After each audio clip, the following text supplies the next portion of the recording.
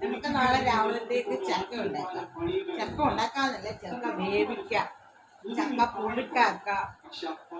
അതിന്റെ പണിയില്ല.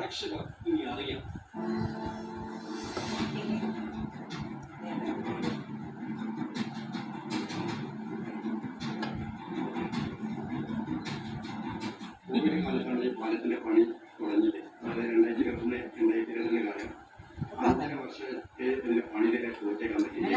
പല നിവേദനവും പിന്നെ പ്രശ്നങ്ങളൊക്കെ നടത്തിയിട്ടുണ്ട്.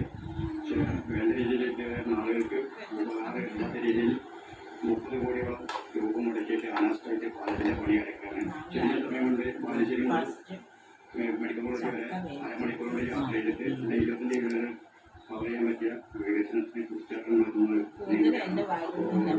പൊട്ടിക്കുറഞ്ഞ് കിടക്കുന്ന ആ റോഡും ജനങ്ങൾക്ക് വളരെയധികം ബുദ്ധിമുട്ടുണ്ട്.